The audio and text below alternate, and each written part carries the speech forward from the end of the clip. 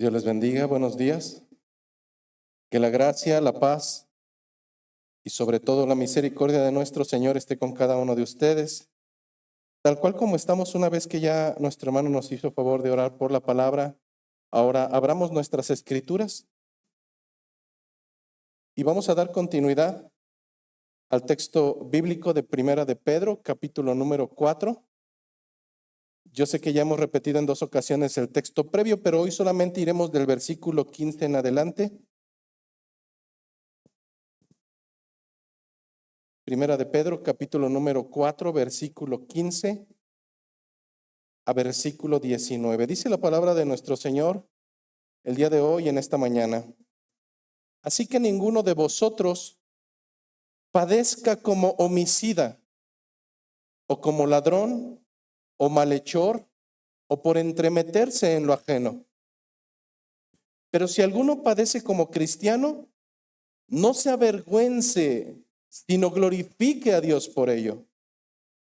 Porque es tiempo de que el juicio comience por la casa de Dios. Y si primero comienza por nosotros, ¿cuál será el fin de aquellos que no obedecen al evangelio de Dios? Y si el justo con dificultad se salva, ¿en dónde aparecerán el impío y el pecador?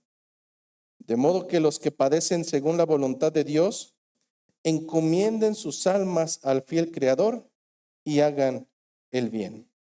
Vamos a tomar nuestros asientos, por favor. El 29 de septiembre del 2006 se estrenaba en las salas de cine de Estados Unidos una película que en su título en inglés se le conoció como Facing the Giant. Traducido a nuestro idioma español, esa película se estrenaría algunos meses después y se conocería como Enfrentando a los Gigantes o Desafiando a los Gigantes. Una película interesante porque es producida por una casa que se ha dedicado a hacer películas de corte cristiano. Y en esta película llamada Desafiando a los Gigantes, es una película muy interesante que comienza a relatar la historia de un equipo de fútbol americano, pero lo curioso es que lo hace desde una perspectiva de la fe cristiana. Tal vez algunos de ustedes ubican la película, tal vez otros no, pero quiero platicar a grandes rasgos el motivo por el cual comenzamos con esta ejemplificación, que solamente es eso, una ejemplificación. Esta película trata acerca de un exjugador de fútbol americano llamado Grant Taylor. Él había nacido y había crecido en Atlanta. Y a partir de ese momento la trama de la película nos lleva a ver cómo es que él se hace cargo de un equipo de fútbol americano juvenil llamado Shiloh Eagles, y el cual en pocas palabras y en términos coloquiales era un equipo que daba vergüenza, porque era un grupo de perdedores que ciertamente tenía algunas figuras que destacaban por encima de los demás, pero el mismo hecho de que era un grupo de perdedores hizo que los grandes talentos se fueran alejando de ellos. Durante la trama de esta película, el entrenador que es creyente, llega un momento en que cambia toda la filosofía de juego y ahora busca que esa filosofía sea la misma filosofía que lleva un creyente que adora a Dios. Recordando que todo, absolutamente todo lo que hacemos, hermanos, no es para nuestra gloria, no es para nuestra exaltación, es para poner en alto el nombre de Cristo. Tal pareciera que la trama de la película, esta filosofía comienza a causar un poco de revuelo porque no es usual tocar temas espirituales en los términos deportivos. Sin embargo, hay una escena icónica que es la que quiero traer a colación el día de hoy a manera de ejemplo. Y es una escena donde este entrenador, estando en la cancha de fútbol americano y donde los jugadores juveniles están haciendo relajo y no están poniendo mucha atención, él elige a uno de esos pequeños jugadores, uno de los más grandes, pero al mismo tiempo uno de los que más relajo hace dentro del grupo. Su nombre de ese jugador joven era Broke en la tradición de esa película. el coach le hace una petición y le dice, quiero que hagas el siguiente ejercicio, que es un ejercicio que se llama gateo. Literalmente no van gateando, pero sí van en sus 4 extremidades y van avanzando. Y le dijo, quiero que me des 50 yardas. Para los que conocen un poco el campo de fútbol americano, está dividido en 50 yardas hasta el centro y 50 hasta el otro extremo. En total son 100 yardas. Y todavía este joven le dijo, bueno, si quieres te doy 30 y eso, sin nadie encima de mí, porque aparte debe de llevar a una persona mientras va gateando solamente, sin poner las rodillas en el piso, con los 2 brazos y con las 2 piernas. Ese ejercicio es extenuante, es muy complicado. Y le dijo, no, es más, vas a avanzar hasta donde tú creas conveniente, pero mientras vas en el camino solamente prométeme una cosa, que no te vas a rendir, que no te vas a rendir. Sí, coach, no, prométeme que no te vas a rendir. Se lo prometo, está bien. Vas a hacer el ejercicio, pero lo vas a hacer con los ojos vendados. Le venda los ojos, él se pone en sus 4 extremidades, sube en su espalda al pequeño Jeremy de 70 y tantos kilos y empieza a andar. Y mientras va avanzando, notas cómo los que están afuera le dicen, no, no va a poder, es un perdedor y qué. Pero él sigue avanzando y le dice, coach, ya voy en la 30. Y le dijo, tú sigue adelante, tú sigue adelante. Sigue avanzando y el dolor que implica este ejercicio empezó a hacer merma en su cuerpo. Empezó prácticamente a llorar y le dijo, me están doliendo los brazos, me están doliendo las piernas. De seguro ya llegué a la yarda 50, al menos a las 50. Y le dijo, no importa, bro, sigue adelante. No mires hacia atrás, sigue avanzando, no te desesperes. Recuerda que prometiste que te ibas a esforzar. Lo sigue acompañando a tal grado que en los últimos momentos le dice, dame solamente 5 gateadas más, dame solamente 4, solamente 2, dame solamente 1. En ese momento el chico se desploma con la otra persona encima y se pone literalmente a llorar y le dice, de seguramente, dime que llegué mínimo a la yarda 50, al centro de la cancha, dime que llegué a la yarda al menos a la 50. Y le dijo, no, bro, estás en la zona de anotación. ¿Por qué traer a colación una ejemplificación como esta? La respuesta es sencilla, hermanos. La vida de un creyente jamás va a ser sencilla. Al igual que en la escena de la película, que por cierto te la recomiendo, es de evangelismo.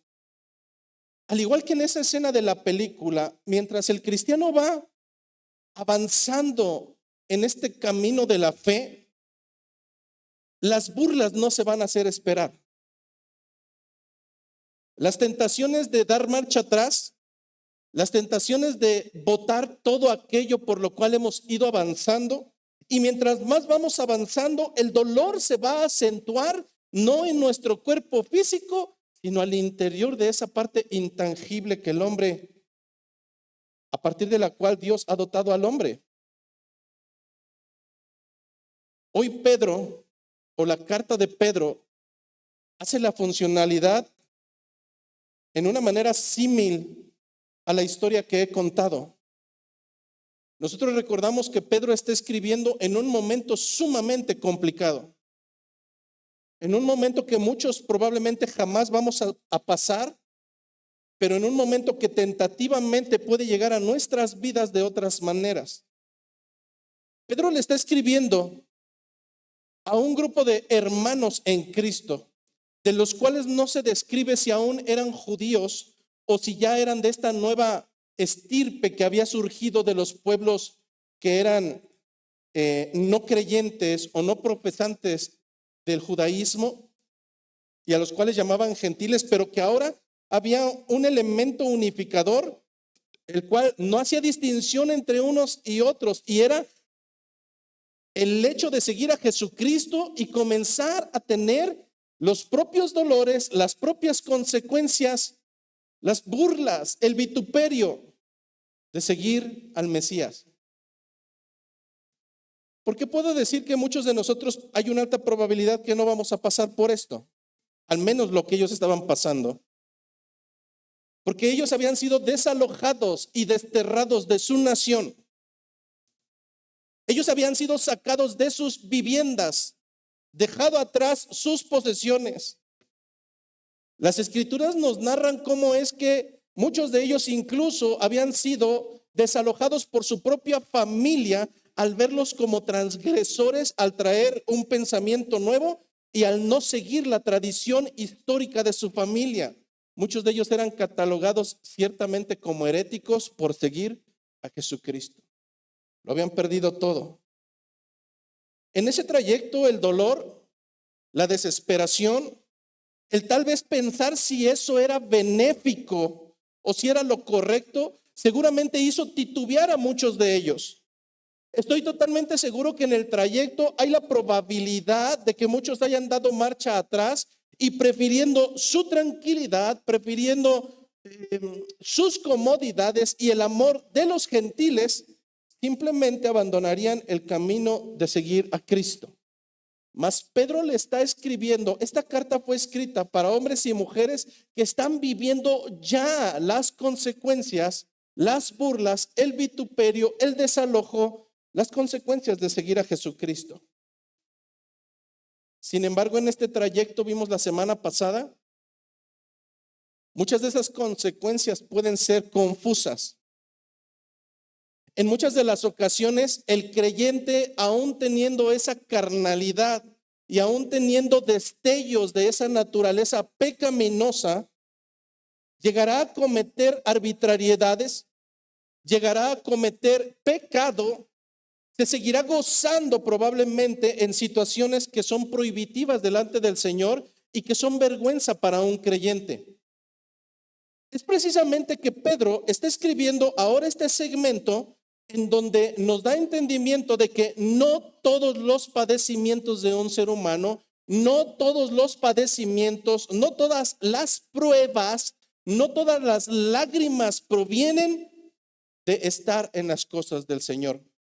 Justamente ahora que comenzamos este apartado 3, nosotros nos enfocaremos hacia este elemento donde hemos titulado padecer a causa del pecado no es de creyentes.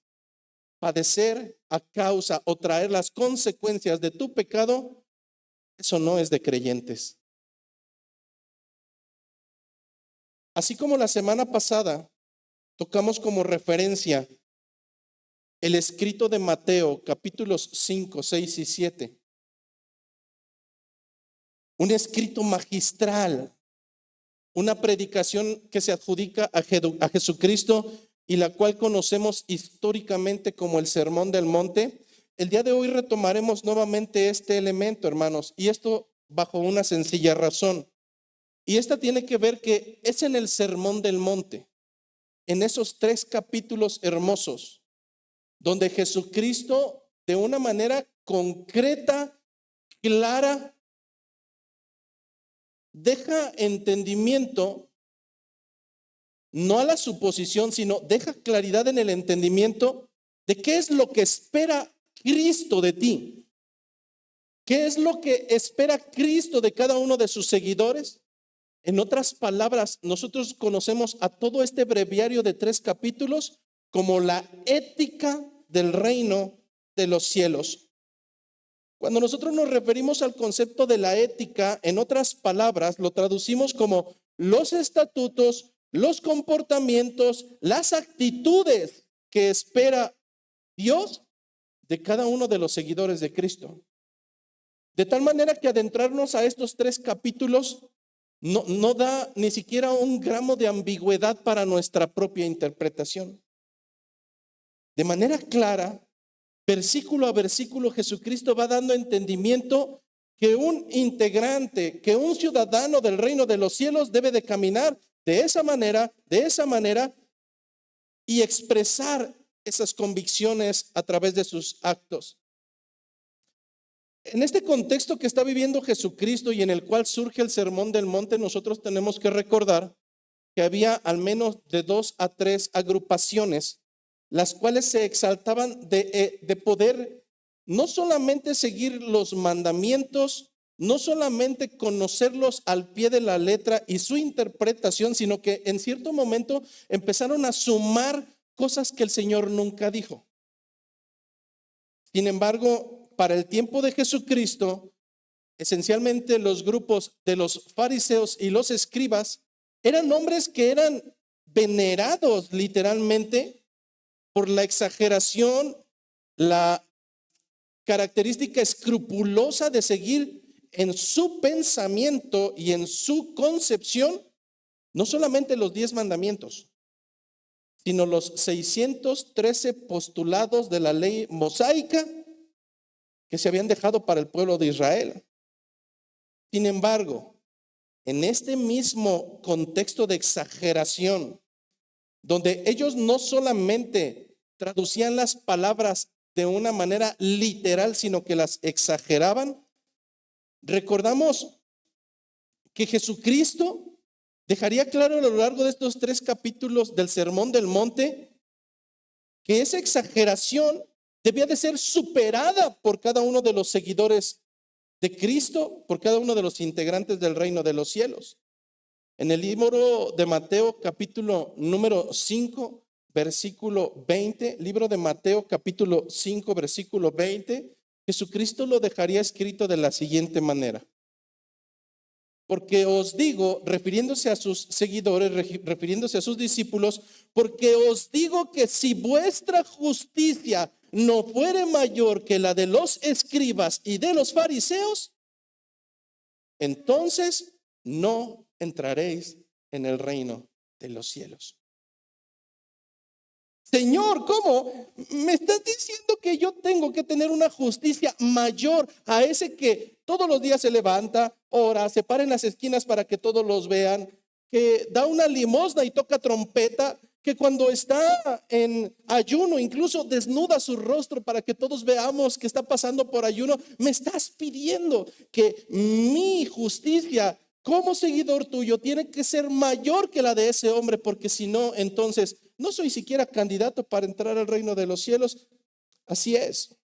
Bueno, Señor, ¿cómo puede ser esto?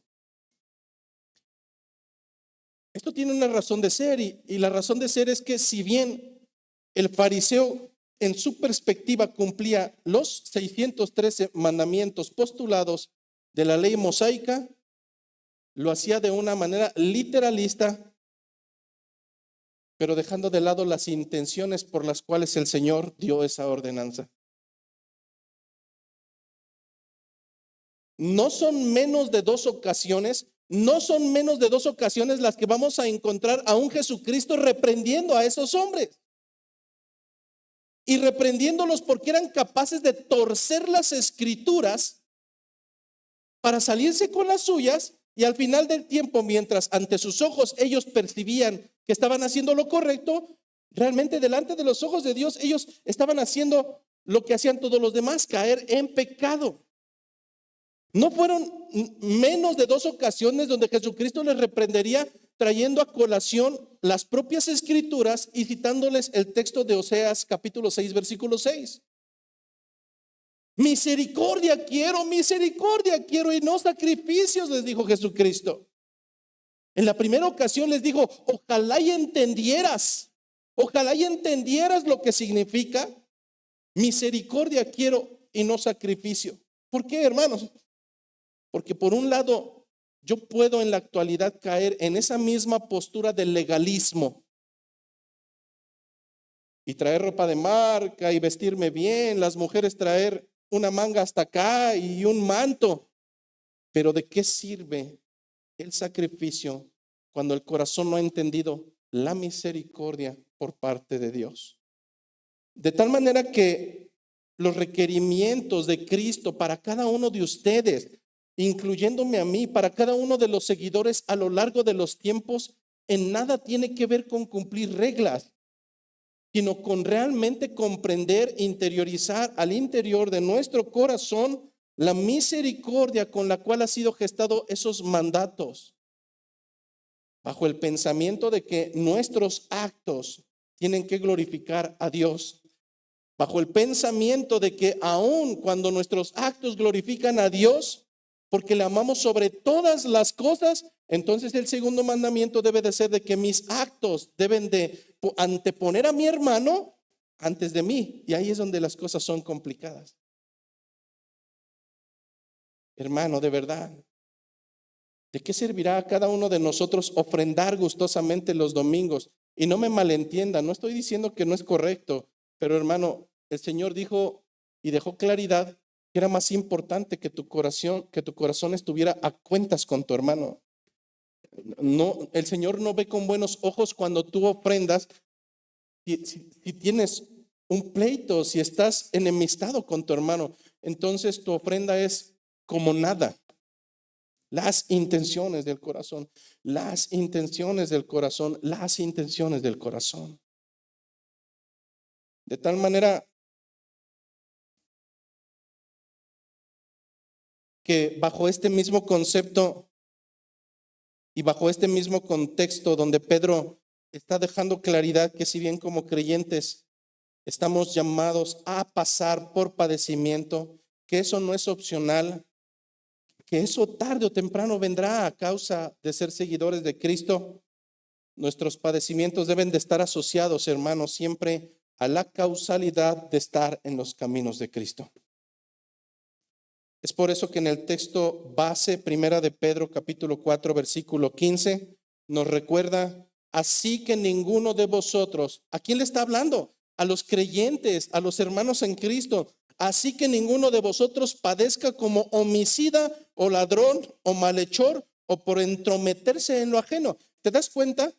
Un pecado que es tan usual dentro de las iglesias, y no quiero decir que se tenga que apapachar o se tenga que dejar pasar por alto, pero un pecado tan sencillo como abrir la boca de más por estar en las cosas de otros, el Señor le está poniendo al grado del homicida. Bueno, ni aún siquiera el hablar de más de otra persona o de una situación que no es la tuya, debería de estar en tus acciones cotidianas. Cuando comenzamos a leer los tres elementos que está amonestando Pedro, no quiere decir que serán los únicos, hermano. Pero si te das cuenta, Pedro está tomando algo que es inusual y que no todo el mundo lo hace, que es asesinar. Ciertamente hay asesinos, ciertamente hay asesinatos, pero no es muy usual que en una población de 100 sean asesinos. Hay un elemento que es gravoso, sumamente gravoso. En el ámbito humano no es lo mismo que tengamos una hermana chismosa a que tengamos una hermana asesina. Digamos, nos escandalizamos más por ciertos pecados. ¿A dónde quiero llegar? Es que delante de los ojos de Dios no hay un pecadómetro. Es que sí o sí, si en verdad hemos nacido de nuevo, este es un recordatorio para dejar de estar en esas cosas que no fueron diseñadas para nosotros. Lo más curioso es que algunos de nosotros podemos decir, ¿cómo? ¿Homicida yo? No, hermano, yo jamás he asesinado a alguien en mi vida.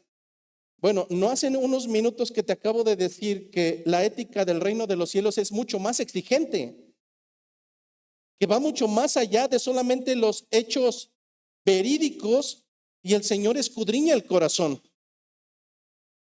Cuando una persona dentro de una iglesia dice, yo no he asesinado nunca y espero nunca hacerlo, le recuerdo que la ética del reino de los cielos es más alta que aún la de los fariseos.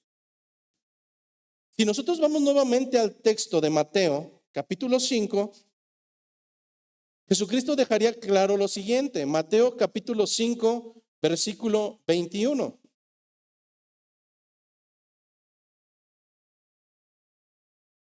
Jesucristo le dice a sus seguidores, oísteis que fue dicho a los antiguos, no matarás. ¿Dónde dijeron esto?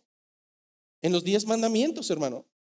Y cada judío sabía que uno de los 10 mandamientos era, no matarás. Y había una serie de consecuencias escritas en el libro de Levítico que decía, si matas de esta manera, si matas de esta, de todos modos iba a haber consecuencias, iba a haber tribulación. Pero fíjate lo curioso que dice Cristo. Oísteis que fue dicho a los antiguos, no matarás, y cualquiera que matare será culpable de juicio. Versículo 22 comienza con un conector lingüístico sumamente interesante. Eso fue a los antiguos, pero yo os digo que cualquiera que se enoje contra su hermano será culpable de juicio. Señor, me estás diciendo que asesinar es lo mismo que estar en conflicto o en enojo, que levante mi ira contra uno de ellos. Sí, porque tu ética tiene que ser mayor que la de los escribas y la de los fariseos. Tú te vuelves asesino y te pones a la par de un asesino cuando tú descargas tu ira contra uno de tus hermanos, y esto te llevará a ser culpable de juicio. Pero no concluye ahí. Dice, y cualquiera que diga necio a su hermano será culpable ante el concilio. Nuevamente, lo que está dejando claro es que serás merecedor de juicio. Y cualquiera que le diga fatuo quedará expuesto al infierno de fuego.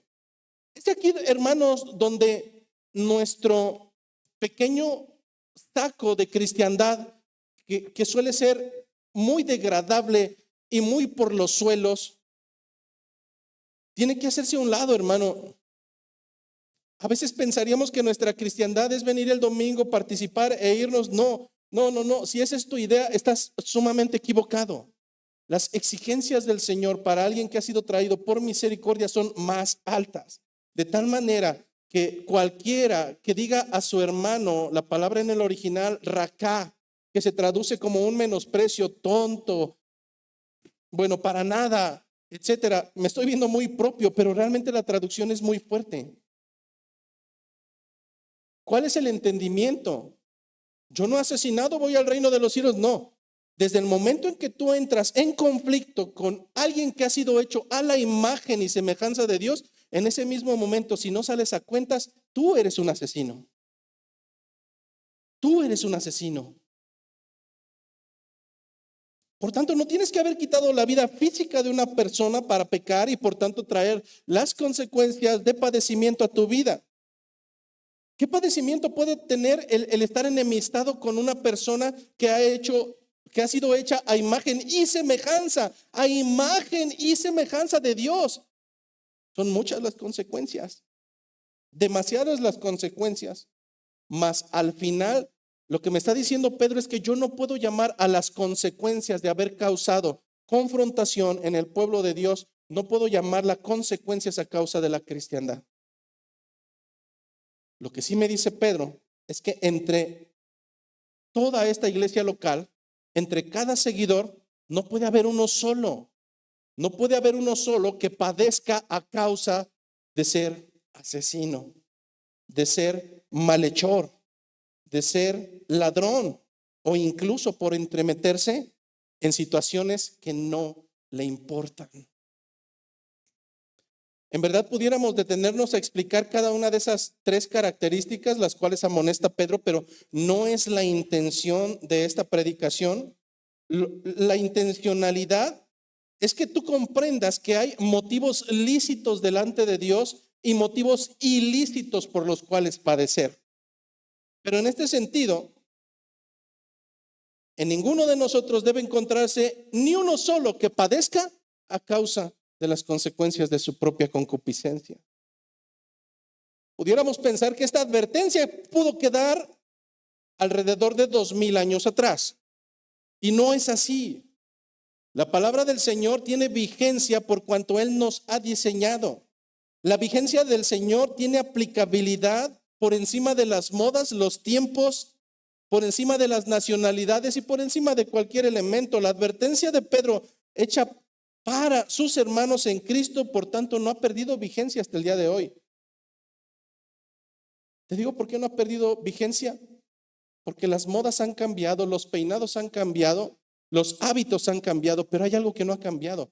Y es que el ser humano sigue teniendo una naturaleza totalmente caída, totalmente pervertida y contraria delante de los ojos de Dios.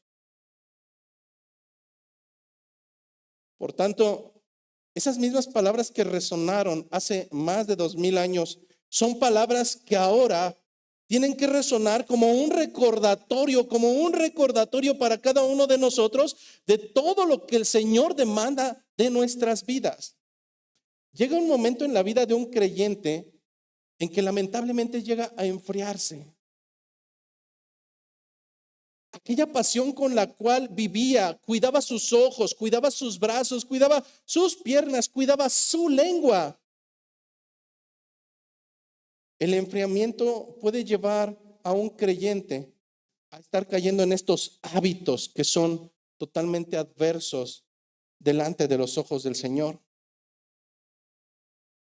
Lo que me está diciendo Pedro por inspiración divina es que ciertamente es lícito sufrir en esta tierra, hermano.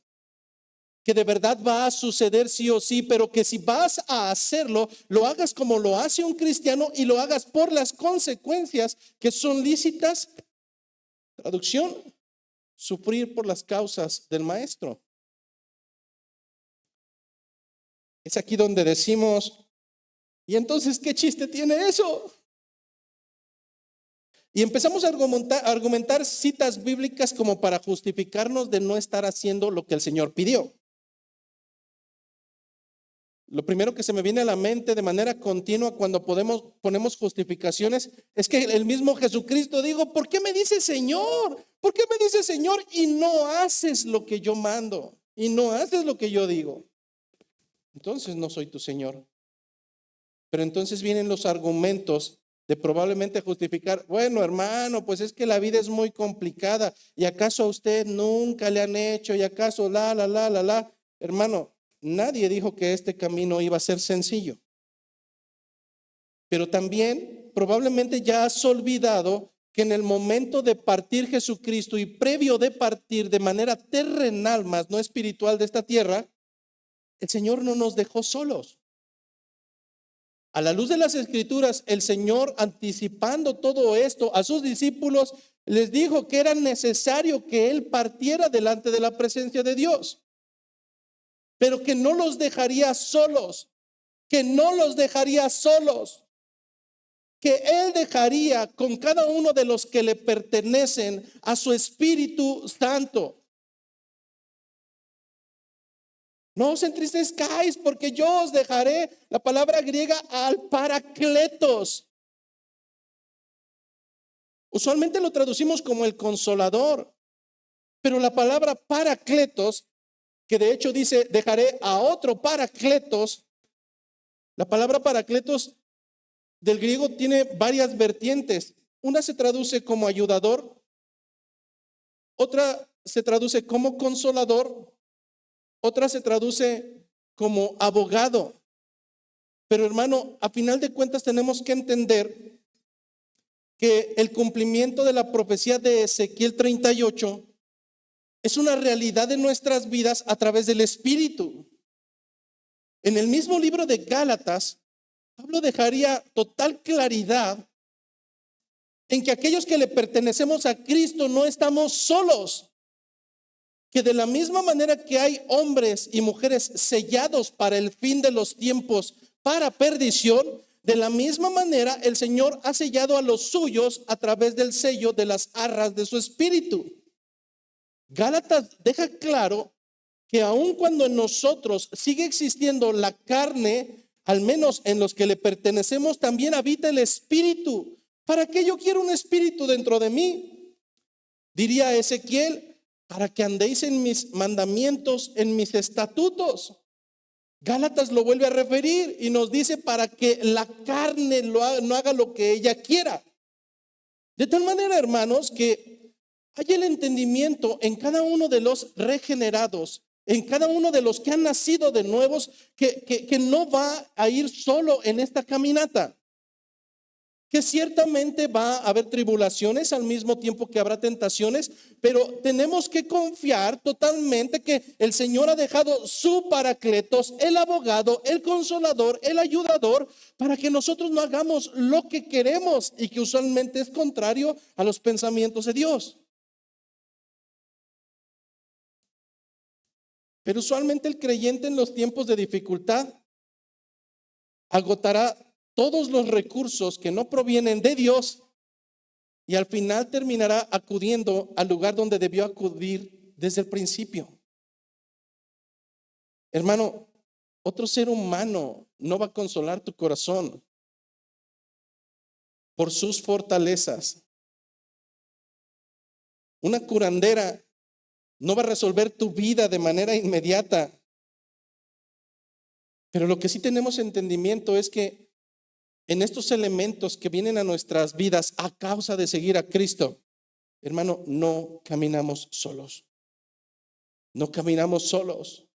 El Señor ha dado un espíritu, el cual dejó claridad que en el principio Dios tenía a ese matrimonio, Adán y Eva, y que ellos estaban bajo su cuidado y su tutela. Ahí no existía el pecado, hermanos. Ellos caminaban en santidad bajo cobertura del Señor.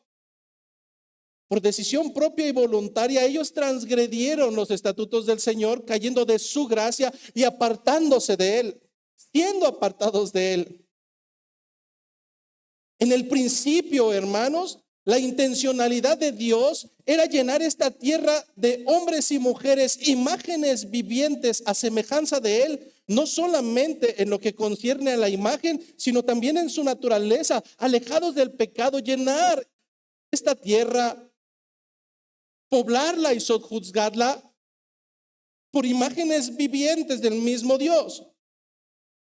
En el momento de la caída esto no pudo ser una realidad. ¿Acaso cambió la planificación? No, hermano.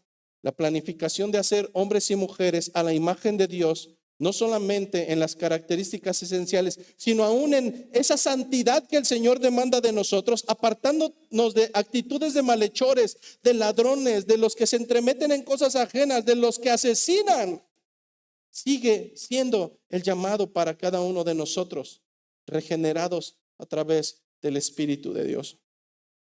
A lo largo de tu historia te encontrarás gente que quiere cambiar de vida, que quiere hacer lo bueno, que ahora quiere enmendar sus pasos. Y no es que sea incorrecto, pero te puedo asegurar que si es por sus propias fortalezas, ese hombre va a fracasar. Si el Señor dejó su espíritu, fue para cumplir esa promesa en la cual cada uno de los suyos, a través de su espíritu, seríamos convencidos de pecado, de justicia y de juicio.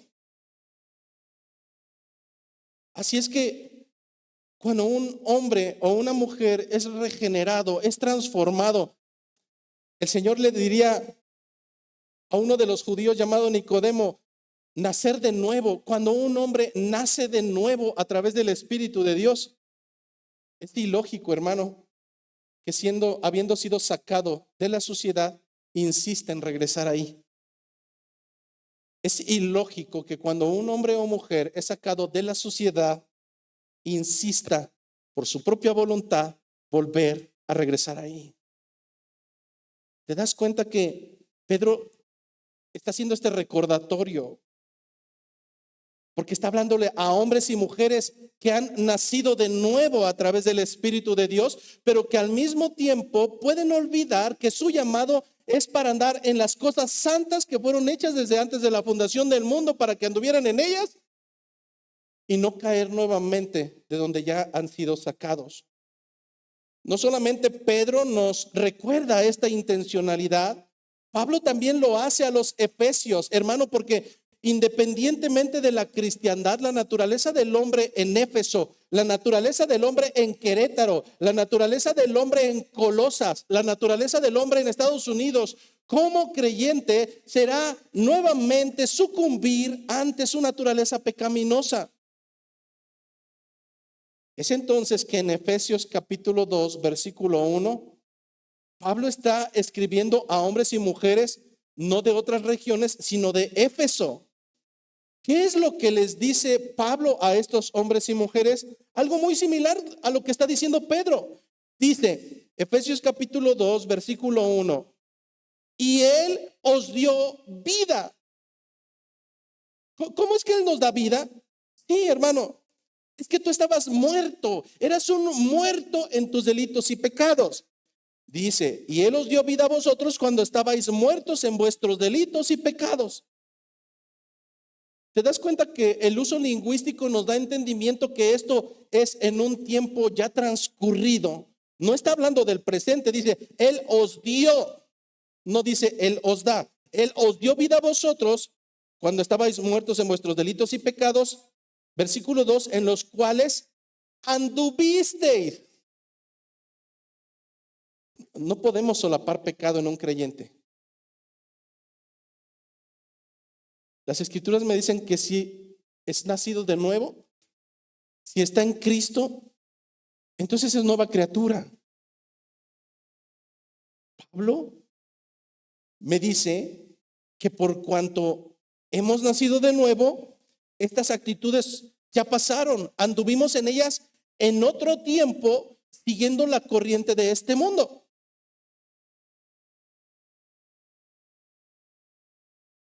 ¿Qué pensarías tú de un policía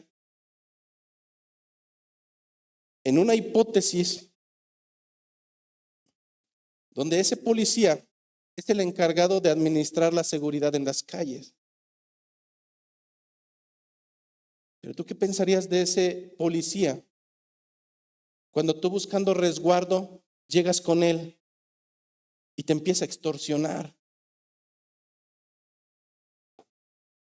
Lo primero que viene a tu mente es: tú no mereces ese uniforme. Tú no deberías de ser policía. Tú deberías de ser un ladrón y catalogado como un ladrón. Ahora piensa, hermano, en uno de nosotros que estamos hoy sentados aquí, que profesamos la paternidad de Dios, que en nuestros trabajos propugnamos que somos escogidos y llamados, que en nuestros colegios jóvenes llevamos hasta playeras de soy cristiano.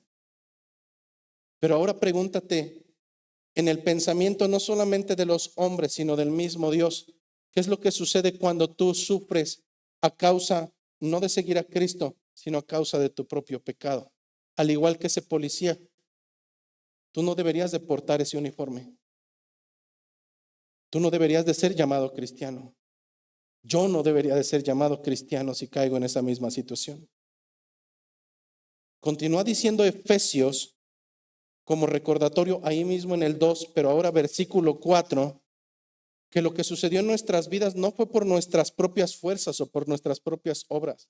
Dice, pero Dios. ¿Quién dice que lo hizo? Pero Dios, que es rico en misericordia, por su gran amor con que nos amó, aun estando nosotros muertos en pecado, nos dio vida juntamente con Cristo. Por gracia sois salvos. Hermanos, hay algo bien curioso, y esto es que cuando una persona está a punto de morir, no importa que tengamos que conectarlo a una máquina. No importa que sus pulmones ya estén deshechos. No importa que esté entubado por todos lados. No importa que no tenga conciencia. No importa que tal vez esté sufriendo lo inimaginable. Nosotros seguimos insistiendo en que se quede en esta tierra y haremos todo lo posible y lo inimaginable para que se quede con nosotros en esta tierra. Porque nadie quiere la muerte. En la generalidad, nadie quiere la muerte. Pero ¿te das cuenta cuál es el estatus espiritual de donde nos sacó el Señor? El Señor nos trajo de la muerte, donde nosotros caminábamos en nuestros delitos y pecados. Éramos como esas películas apocalípticas del fin del mundo, donde hay hombres y mujeres que están caminando, ya no tienen cerebro, están muertos y no se han dado cuenta que están muertos, pero su cuerpo está degradado. El ser humano no se da cuenta, hermanos, que su vida es totalmente nauseabunda delante de los ojos de Dios, que es un muerto en sus delitos y pecados, que todo lo que hace es para muerte. Pero ahora imagínate que ese hombre o esa mujer es traído de muerte a vida, y con el tiempo transcurrido olvida esa misericordia y ahora él quiere volver a morir. Él insiste en volver a caer de la sociedad, a entrar en la sociedad donde ya había sido sacado. Eso es ilógico, hermano. Terrenalmente nadie quiere morir, pero espiritualmente insistimos en querer regresar a donde el Señor ya nos ha sacado, y eso es totalmente aberrante. El recordatorio para cada uno de nosotros ante tal engaño, porque nuestro corazón es engañoso, es perverso. Y en muchas de las ocasiones nos llevará a tratar de incluso catalogar nuestro sufrimiento a causa de nuestro pecado como un elemento a causa del evangelio, y no es así, hermano. A los seres humanos les podemos dar un engaño, pero al final de los tiempos el Señor juzgará con justo juicio. Por tanto, tenemos que hacer morir lo terrenal, tenemos que hacer morir lo terrenal en nosotros. Yo sé que muchos de ustedes siguen amando el mundo, pero nosotros no somos llamados. En las Escrituras nunca vas a encontrar un mandato que te prohíba tomar, que te prohíba fumar, que te prohíba hacer lo que hacen los mundanos, escuchar la música que escuchan los mundanos. Nunca vas a escuchar una prohibición tajante como esa. Seríamos como los fariseos. A ver, dime dónde dice. Pero tenemos un llamado, hermano, a no amoldarnos al mundo. Tenemos un llamado, y si eso no es claro, tenemos un llamado a no amoldarnos al mundo, sino a amoldarnos hacia el Señor. Y en este sentido, nuestro llamado es hacer morir lo terrenal, no a amarlo. Porque entonces no hemos comprendido el evangelio. Entonces estamos viviendo otro tipo de cristiandad, pero no la cristiandad de Cristo. Estamos sufriendo por otro tipo de causas, pero no son las que el Señor determinó. Porque si nosotros no hacemos morir lo terrenal en nosotros, entonces la ira de Dios vendrá sobre ello. En las cuales, dice Pablo, Colosenses 3:5, ciertamente anduvimos en otro tiempo. Anduvimos, ¿por qué? Porque tú has sido comprado a precio de sangre y has nacido de nuevo. Porque has sido comprado a precio de sangre, y esa sangre es lo suficientemente valiosa y valiosa para que tú te apartes de donde fuiste sacado. Hermano, cuando nosotros promulgamos Cristo me ha salvado, Cristo me ha salvado, y nuestra vida sigue siendo la misma suciedad, entonces la pregunta es: ¿de qué te has salvado? Porque sigues en lo mismo. No puede haber entre nosotros un solo creyente que se adjudique ese título, que traiga consecuencias por cosas que son vergonzosas delante del Señor. Mas si aún yo o alguno de ustedes insiste en traer padecimiento a su vida y sobre todo vituperio para el nombre de Cristo. ¿Cómo que vituperio para el nombre de Cristo? Sí, hermano, es que lo de menos es que tú traigas las consecuencias de andar en tus pecados y no de andar en las cosas del Señor. Eso es lo de menos. Pero ¿sabes qué es lo gravoso? Que somos una vergüenza delante del mundo, y el nombre del Señor es vituperado a causa de muchos de nosotros.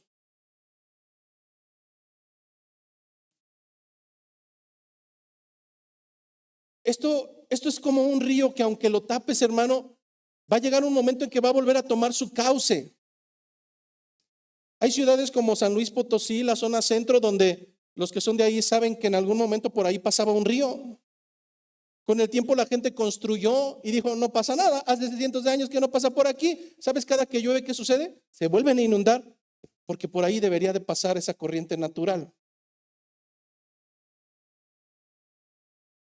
De verdad, hermanos, jóvenes, adolescentes, adultos, niños y ancianos, no importa tu edad, hermano, no puedes jugar con el Señor. No puedes estar llevando un nombre cuando tus acciones, tus actitudes, tus consecuencias no son a causa de Él. Lo que nos dicen las Escrituras es que si aún insistimos en ello, el juicio de Dios vendrá sobre ti, y si eres hijo, ese juicio será por amor. Este es nuestro apartado cuarto. El juicio de Dios sobre ti será por amor a tu alma. Dice el versículo 17 del texto base que estamos leyendo, que es primera de Pedro 4. Porque es tiempo de que el juicio comience por la casa de Dios. Es tiempo de que el juicio comience por la casa de Dios.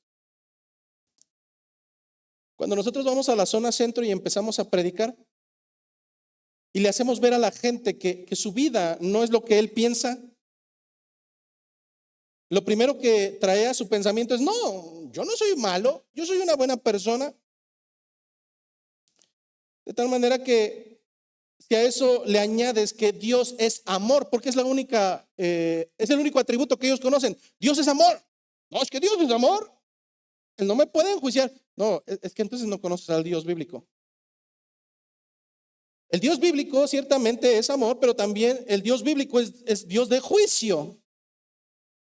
Ciertamente es lento para la ira, tardo para la ira y grande en misericordia. Pero no juegues con Dios, alegando que Él es paciente. Si nosotros vamos a los anales de la historia, vemos cómo en el libro de Primera de Crónicas, Segunda de Crónicas, Primera de Reyes, Segunda de Reyes, vemos la historia de un pueblo que de manera continua era necio, rebelde y desobediente. Un pueblo que de continuo era necio, rebelde y desobediente. Era el pueblo de Dios. ¿Acaso Dios no se les manifestó físicamente, los acompañó, los alimentó? De día como una nube, de noche como una llamarada. Bueno, aún este pueblo en su necedad, siendo el pueblo de Dios, no tardaba un poco tiempo en que olvidaba los mandamientos del Señor y se dejaba ir con los mandamientos del mundo. Y por cuanto Dios es amor, pues cierto que hasta el día de hoy los sigue amando. No. Lo que nos muestra la historia es que cada que el pueblo rebasó el pensamiento de Dios bajo su propia paciencia, cada que el pueblo sobrepasó y llegó al límite de la paciencia de Dios, por propio amor el Señor trajo juicio para ellos. ¿Acaso no hubo un exilio? ¿Acaso no muchos de ellos fueron llevados presos a Babilonia? ¿Acaso no muchos de ellos fueron esclavizados por Egipto? Ellos tuvieron la consecuencia de su necedad y la tuvieron por amor del mismo Dios. Hermanos, de verdad, en muchas de las ocasiones probablemente estamos esperando a que Dios llegue a ese límite para que venga el juicio sobre nosotros, porque es tiempo de que el juicio comience por la casa de Dios. ¿A qué se está refiriendo? Usualmente en nuestro pensamiento, hablar del juicio es hablar del final de los tiempos. Sin embargo, no olvidemos que ese es el juicio final, donde no habrá marcha atrás, donde no habrá tiempo para arrepentimiento, donde cada uno recibirá su paga por la eternidad. Pero en este segmento Pedro se está refiriendo a un juicio que por amor el Señor impartirá para aquellos que le pertenecen. Nosotros a la luz de las Escrituras sabemos que Dios al que ama reprende, al que considera como hijo. Cuando Pedro está hablando de ese juicio que va a comenzar por los de la casa, Pedro se está refiriendo a un juicio de tipo terrenal que proviene por parte de Dios ciertamente, pero con un propósito de purificación y de limpieza. Así es que el padecimiento, hermano, aún el padecimiento tiene una funcionalidad y esta será el refinar al pueblo de Dios. Cuando el creyente pasa por tribulación, lo primero que viene a su pensamiento es: ¿por qué a mí? Pero si yo... No, hermano, el primer pensamiento que debiera de venir es: Señor, es tu voluntad y algo tendrás que enseñarme. Y cuando ya son muchas, decimos: Señor, yo creo que soy más testarudo porque me estás enseñando bastante. Pero la reprensión por parte del Señor, veremos más adelante, punto número 1 es por su voluntad. Y punto número 2, siempre tiene un propósito. ¿Por qué? Porque su voluntad es buena, no mala. Porque su voluntad es agradable, no desagradable. Y porque su voluntad no es imperfecta, hermano, sino perfecta. De tal manera que si el Señor permite las tribulaciones a causa del evangelio o a causa del propio juicio, es porque realmente traerá beneficio para tus vidas. Pero no concluye ahí ese versículo 17. Dice: y si primero comienza por nosotros, ¿cuál será el fin de aquellos que no obedecen al evangelio de Dios? Es decir, el juicio va a empezar por nosotros, terrenal. Pero si comienza por nosotros, entonces surge una pregunta: ¿cuál será el fin de aquellos que no obedecen al Evangelio de Dios? Antes de seguir con este texto, tengo que hacer una advertencia. Lo primero que viene a nuestro pensamiento son aquellos que hicieron destrozos en nuestras vidas, son aquellos que nos han faltado el respeto o que simplemente predicando nos han faltado el respeto y decimos: sí, ya sé dónde vas a acabar. No, hermano, esa no es la intencionalidad del texto. Y si esa es tu intencionalidad, pídele al Señor que la quite de tu mente. Nosotros no estamos llamados para regocijarnos en el juicio final para un no creyente. Dándole otra perspectiva, el pensamiento para un verdadero creyente debería de ser totalmente adverso. Nosotros no somos los jueces. Nosotros no vamos a catalogar quién hizo bien ni quién hizo mal. Y si este no es el fin, hermano, y antes de empezar a citar salmos como el 37 de no te angusties a causa de los malignos, porque tendrán su fin, y como el pasto serán prontamente secados y prontamente se desvanecerán. No, hermano, quítate ese tipo de pensamientos donde a través de las mismas escrituras te regocijas en el juicio que tendrán aquellos que no han tenido la misma misericordia que tú. La única diferencia que hay entre ti y un gentil es que tú alcanzaste misericordia. En algún momento puede venir un pensamiento de soberbia a tu cabeza y pensar que tú hiciste algo bueno para que el Señor se fijara en ti. No, hermano, la realidad es que las escrituras nos dicen que en ti no encontró absolutamente nada grato. Que te sacó de lo más vil, de lo más menospreciado. Que no hay un puntaje en tu vida que te lleve a regocijarte y poder señalar a los que no han alcanzado misericordia. Pero lo que sí debería de haber en nuestros pensamientos es una total desesperación, hermanos, por saber que en este mismo momento cientos de personas están yendo al infierno porque nosotros no estamos haciendo nuestro trabajo. Para todo hay tiempo, hermano, pero debes de entender que nosotros somos comisionados por parte de Cristo como aquellos administradores del ministerio de la reconciliación. Por un lado, podemos regocijarnos sabiendo que tendrán un fin de juicio al final de sus días, hermano, pero ese no debe de ser nuestro pensamiento. Nuestro pensamiento es ir a buscar aquello que se ha perdido. Porque de lo contrario, dice 2 Tesalonicenses 1, el Señor, parafraseando, el Señor les mantendrá en llama de fuego, les mantendrá en sufrimiento, pena eterna y perdición. Pero aún con eso, hermano, el final de juicio para un no creyente, o lo doloroso para un no creyente al final de sus días, no es la llama de fuego. No es el dolor que va a sentir en su propio cuerpo y en su propio pensamiento, hermano. Lo más terrorífico de esto es que quedará excluido de la presencia del Señor por la eternidad. Quedará excluido de la presencia del Señor por la eternidad. ¿Te das cuenta que mientras probablemente nosotros traemos sufrimientos a causa de nuestra propia concupiscencia, ese tiempo que estamos perdiendo en tonterías, en truanidades, en cosas que no aportan para el evangelio, mientras seguimos doliéndonos de lo que nos hicieron y lo que estamos sufriendo, hermano? No. Nuestro tiempo debería de ser utilizado en aquellas cosas que suman, edifican, acrecientan al evangelio y el motivo por el cual el Señor nos ha traído de las tinieblas a su luz admirable. Que nunca pase por tu pensamiento que el Señor ha extendido misericordia para que ahora tú traigas el juicio. No, hermanos, si el Señor te ha traído de las tinieblas a misericordia, es para que ahora tú, de la misma manera que has alcanzado gracia, de la misma manera tú seas aquel que extiende gracia para con los demás. Créeme que al final de tus días no habrá un marcador el cual diga cuántas veces te saliste con la tuya. No, al final, hermano, el Señor pedirá cuentas de cada uno de nosotros.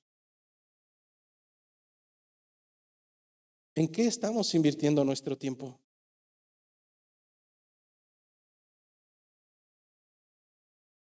¿En qué estamos invirtiendo nuestro tiempo? ¿En qué estamos invirtiendo nuestras actitudes? ¿En qué estamos invirtiendo nuestras palabras, nuestras conductas? Si es para traer la vergüenza al nombre del Señor, estamos en un camino errado y hoy es tiempo de recapacitar. Porque los sufrimientos que debemos traer a nuestras espaldas deben ser a causa del Evangelio y hacerlo como cristianos, mas no por estar en fechorías, mas no por ser asesinos, no por ser ladrones y mucho menos por entremeternos en la vida de los demás. Hermano, es aquí donde cobra otro sentido el Evangelio. El ministerio de la reconciliación, el ministerio que el Señor nos ha conferido para administrar. Piensa por un momento, si tú tienes un negocio y a partir de ese momento te da la suficiente solvencia económica como para poder contratar a una persona. Piensa por un momento que tienes un negocio propio y te da la suficiente solvencia para contratar a alguien que atienda. Y no solamente eso, sino que te vas de vacaciones meses y meses y meses y meses, confiando en que esa persona a la cual dejaste a cargo hará lo que tú esperas que realmente en tu pensamiento debiera de hacer. Pero resulta que en el momento en que tú llegas a tu negocio después de meses, lo encuentras saqueado, lo encuentras vacío, lo encuentras roto, lo encuentras totalmente oscuro, lo encuentras degradado. Créeme que lo que pasará por tu pensamiento no será felicitar a ese administrador, ni mucho menos tocarle fanfarrias. Tu pensamiento será el que ese mal administrador tenga que pagar los destrozos que hizo con tu amada tienda. Si es doloroso entonces pensar en una tienda, ahora imagina que el Señor no tiene una tienda, el Señor tiene hombres y mujeres por los cuales ha dado su vida misma. Hombres y mujeres por los cuales ha vertido su sangre, su propia sangre. Ha cargado con su dolor, ha pagado sus penas, sus pecados, sus enfermedades y han quedado en esa cruz. Y lo único que el Señor te ha mandado es que vayas y los llames, que vayas y que les administres, que los hagas discípulos, que estén en las cosas que son convenientes. Hermano, si con una tienda pensamos que eso no se hace, el Señor regresará para pedir cuentas de cómo has administrado este ministerio de la reconciliación. Si tú piensas que Él estará feliz y que por el gran amor que le distingue, tocará fanfarrias el día que entregues cuentas totalmente vergonzosas, estás equivocado. Pero lo más preocupante, hermano, es que habiendo pensado nosotros que estamos en el camino correcto y nuestras obras están dando cuenta de que no es así, aún con ello, hermano, no estamos haciendo absolutamente nada para ponernos a cuentas con el Señor.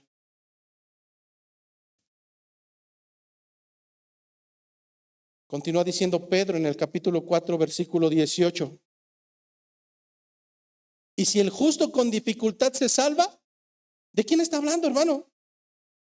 ¿De quién está hablando? Porque en el libro de Romanos, capítulo 3, versículo 9 en adelante, nos dice que no hay justo ni aun uno. No hay quien entienda, no hay quien busque a Dios. Todos se desviaron a una se hicieron inútiles. No hay quien haga lo bueno, no hay ni siquiera uno. Pero aquí Pedro me está hablando de los justos que con dificultad se salvan. En nuestro discipulado de membresía hemos tocado este tema y vemos que Dios teniendo atributos, hay algunos que son comunicables y hay otros que solamente le pertenecen a Él. Hay atributos, uno de ellos la aceidad. El atributo de la aceidad de Dios no lo comparte con nadie, con absolutamente nadie.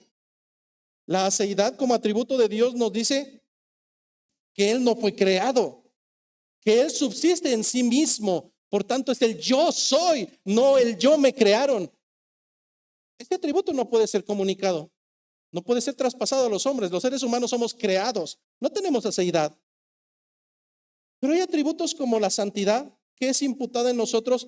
Hay atributos como la justicia de Dios, que son imputados en nosotros de tal manera que nosotros no somos justos, pero somos justificados. El día del juicio, de la misma manera en que en la crucifixión el Padre vio nuestros pecados en Cristo y apartó su rostro, de la misma manera el día del juicio, ahora nosotros llevaremos el rostro de Cristo y nosotros no seremos justos, pero sí justificados. Legalmente seremos justificados porque el pago ha sido hecho. Cuando Pedro se refiere a los justos, no se refiere a los que hacen buenas obras o a aquellos que son vistos como personas prominentes en la sociedad. Está hablando de aquellos que por misericordia hemos sido alcanzados. ¿Recuerdas el texto de Efesios? Porque estábamos muertos. De tal manera que si nosotros somos justos, es porque hemos alcanzado misericordia en nuestras vidas. Si el justo con dificultad se salva, ¿por qué dice que con dificultad se salva? ¿Porque lo hacemos por nuestras fuerzas? No, hermano, porque nosotros estábamos a la par de cualquier gentil. Pero además, porque el Señor comienza a dejar claro que el camino de la salvación debe ser cuidadoso, porque el camino es angosto. Yo no sé ustedes, pero a mí me da terror ir por caminos angostos. Y mayormente cuando ese camino al lado hay despeñadero y al otro lado hay despeñadero. A mí me da pavor. Pero si el Señor me manda a caminar por ahí, es porque por ahí tengo que caminar. De tal manera, hermanos, que si el justificado, si cambiamos la palabra, si el justificado con dificultad se salva, ¿por qué razón es? Porque de acuerdo a Mateo 7:14, estrecha es la puerta por donde tiene que pasar y angosto el camino que lo llevará a la vida. Y pocos son los que la hallan. ¿Por qué son pocos? Porque todos estábamos muertos. Y si la vista fue dada a nuestros ojos para encontrar esa puerta, no es porque seamos buenos, es porque una misericordia se extendió en nosotros. Pero ahora hace una pregunta Pedro. Entonces, si el justificado o el justo con dificultad se salva, entonces ¿dónde aparecerá el impío y el pecador? Hermano, esta es una pregunta retórica. Una pregunta retórica se le nombra así porque implícitamente en la pregunta tiene la respuesta. Para un creyente la respuesta es obvia. Si el justificado con dificultad se salva, ¿en dónde aparecerá el impío y el pecador? ¿Dónde terminará aquel que no adora ni ama a Dios y al cual llamamos impío? ¿Dónde terminará aquel que transgrede los mandamientos de Dios y por tanto le llamamos pecador? La respuesta nos la da la misma escritura. Mateo 7:13. Entrad por la puerta estrecha, porque ancha es la puerta y espacioso el camino que lleva a la perdición, y muchos son los que entran por ella. Hermanos, solamente hay dos vertientes. Solamente hay dos caminos. No hay uno intermedio como alguna tradición religiosa lo dice, que después te puedes pasar de ese camino para acá. No sucede así. Al menos no en el fundamento escritural. Sí, tal vez en un libro llamado La Divina Comedia, escrito por Dante, pero no en la Biblia, hermano. En la Biblia solamente hay dos caminos. Uno es tan angosto, y la puerta es tan estrecha, que pasar por esa puerta deberá llevarte a arrodillarte. Es tan pequeña que deberás entrar en total humillación y humildad. Esa puerta es tan pequeña y tan complicada de accesar que tendrás que dejar tu maleta, la cual amas y la cual está llena de suciedad y de pecado y de carnalidad. Es tan pequeña esa puerta que tendrás que despojarte de ese viejo hombre para poder entrar. Pero por otro lado hay un camino amplio, ancho, en el cual no solamente puedes ir regocijándote y con tus brazos abiertos, sino en el cual podrás llevar todas tus maletas. Tu maleta de mundanidad, tu maleta de asesino, tu maleta de entrometido, tu maleta de ladrón. Ciertamente ese camino es tan amplio y la puerta es tan espaciosa que son muchos los que caminan y transitan por ella.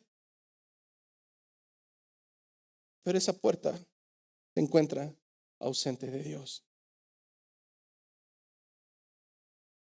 Por tanto, nadie dijo que este camino de ser creyente iba a ser sencillo, hermanos. Nadie lo dijo. Nadie dijo que sería un camino cómodo y placentero para cada uno de nosotros.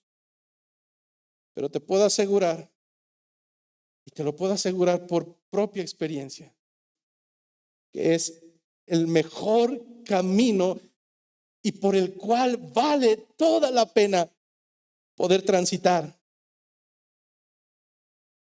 Quiero pensar que en algún momento en el trayecto del pensamiento cristiano hubo otros hombres y mujeres que siguiendo al Señor pensaron tal vez en dar marcha atrás.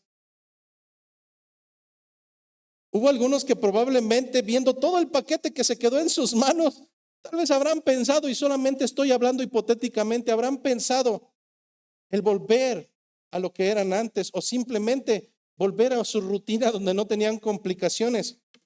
Muchos de ellos, incluso antes de Cristo encarnado, se les dio mandatos que eran complicados, pero a final de cuentas era la voluntad de Dios. Uno de ellos fue Josué,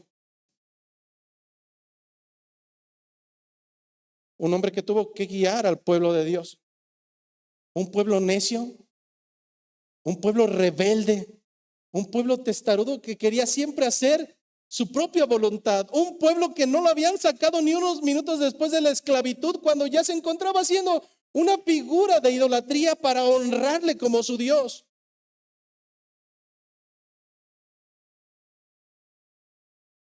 Pero Josué, ahora tú tienes que quedarte a cargo de ellos, porque así el Señor lo demanda, Josué. Nadie dijo que sería sencillo. Nadie dijo que sería un lecho de rosas. Pero ¿qué fue lo que le dijo el Señor a Josué? Un texto bíblico que muchos de nosotros sabemos de memoria. Mira que te mando que te esfuerces. Cuando las cosas no parecen bien, mira que te mando que te esfuerces. Cuando todo parece que está en contra, mira que te mando que te esfuerces y seas valiente, no temas, no desmayes, porque Jehová tu Dios estará contigo. ¿A dónde? A donde quiera que tú vayas.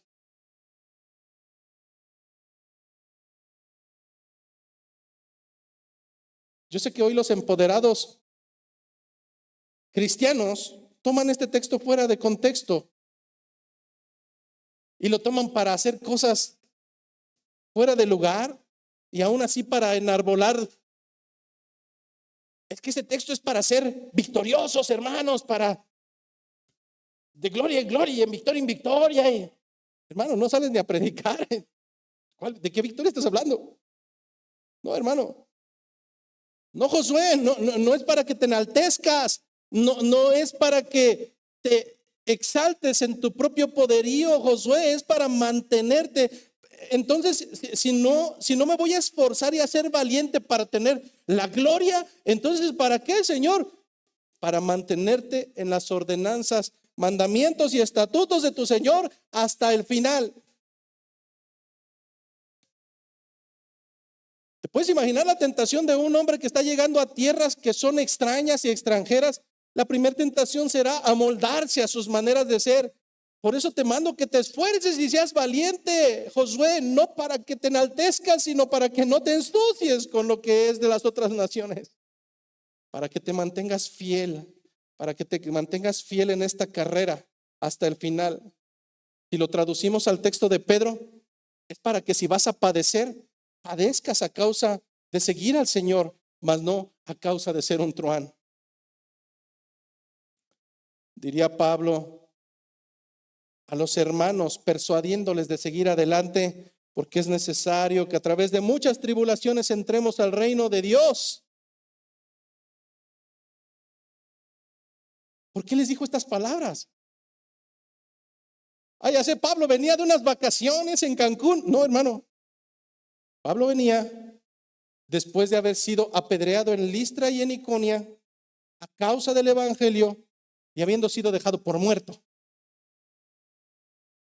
Ahora viene Pablo y le dice a los hermanos con la intención de exhortarles y animarlos. Te acaban casi de matar a causa del evangelio, te acaban casi de matar.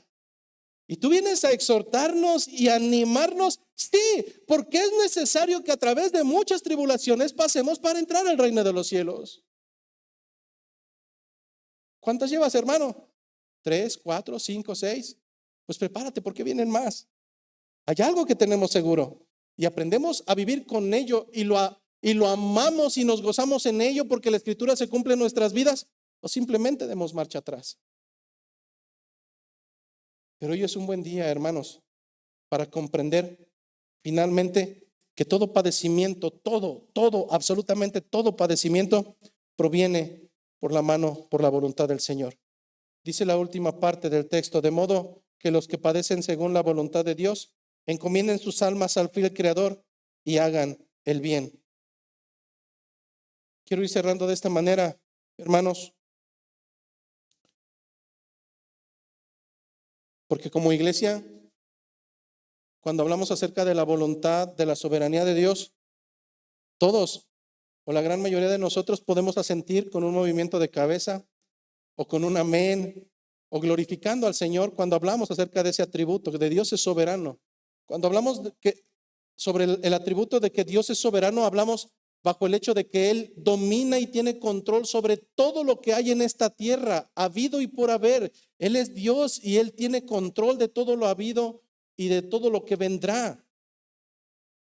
A Dios no se le escapa absolutamente nada.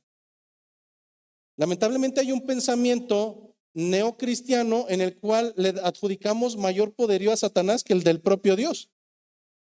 Y todo lo que sucede decimos, el enemigo. No, hermano, a la luz de las Escrituras, incluso Satanás se tiene que sujetar a la voluntad de Dios.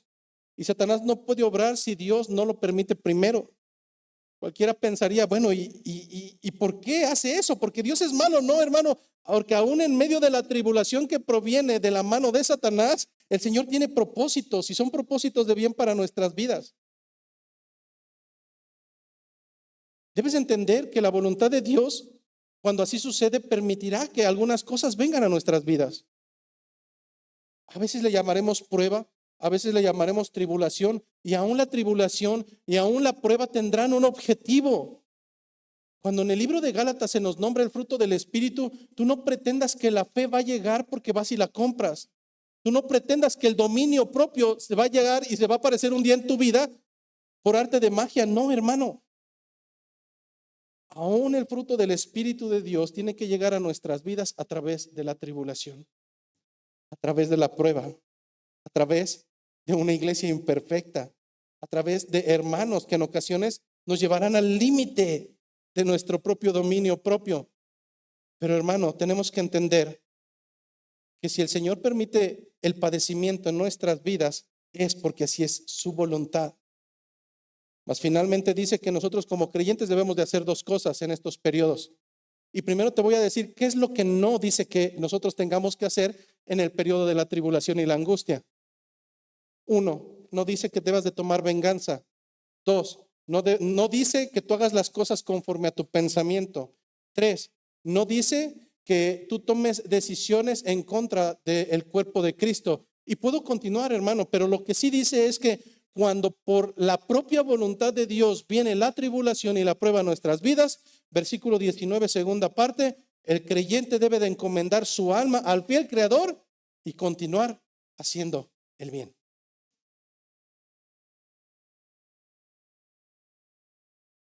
El creyente, a través de la tribulación que el Señor provee y permite, debe hacer dos cosas: encomendar su alma al fiel Creador y seguir haciendo el bien. A manera de conclusión, yo sé que te quedas pensando que no encuentras una lógica en todo esto. Pero quiero concluir, y esta vez es en serio, y quiero poner un ejemplo, hermano, de verdad. Cuando tú caminas demasiado, y si tu zapato no es el que debiera ser, tu cuerpo va a reaccionar. Y va a salir de la propia voluptuosidad de tu pie una carnosidad que será molesta y que ya no soportarás con el paso del tiempo, porque el roce que causa tu zapato o un calcetín o cualquier cosa con esa callosidad te traerá dolores sumamente graves. Cuando sale ese callo, tienes que tomar una decisión. O tratas de eliminarlo frotándolo solamente con un paño, lo cual jamás va a ser benéfico para nada, porque después de 10 años vas a seguir frotando el mismo callo y ese nunca se va a ver desvanecido, sino al contrario, puede ser que incluso se haya vuelto más rugoso. Pero la decisión de alguien en su sana convicción será el tomar medidas drásticas, porque ama ese pie. En ocasiones tendrá que traer una aguja y tronar ese callo, extirpar todo lo que viene adentro y entonces curarlo y sanarlo para que ese pie vuelva a tomar la misma naturaleza que tenía antes de esa callosidad. Tienes que entender algo, hermano. Y es que en ocasiones en nuestra propia ceguera no alcanzamos a ver las consecuencias de nuestro propio pecado en nuestras vidas. Pero hay uno que sí las ve y que hará lo necesario, aunque sea drástico, por cuanto te ama, para que vuelvas a ser el mismo que Él dispuso desde el día de la creación.